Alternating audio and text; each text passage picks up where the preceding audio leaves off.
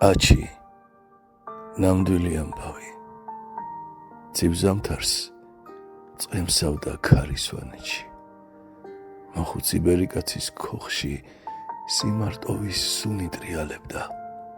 ყოველდილით იესოს ჯვარცმასთან პირჯვარს გადაიწერდა და ენგურისკენ გაუყვებოდა გზას დიდხანს გახურებდა ჩაფიქრებული ბრაზიან მდინარეს ზოგჯერ რაღაცას ებუტბუტებოდა საღამოს კი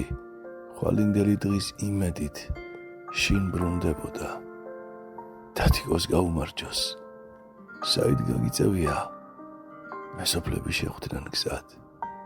გაგიმარჯოთ მესოფლებო ჩემი აჩი სამი დღეა შეშაზეა წასული ენგურს გადაღმა ცოტა საგვიანებს აქ მინდა დაველოდო სევდანარევი ხიმილით უპასუხა მოხუცმა 20 წელია უკვე ყოველ დღე ენგურთან დადის შვილის მოლოდინში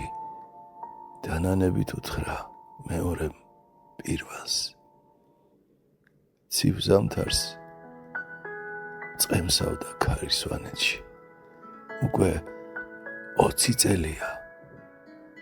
დაკარგული შვილების ხმას აჩის ხმაც შეემატა ხმა რომელიც ყოველ დღე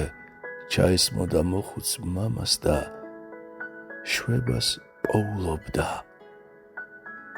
ენგურთან საუბარში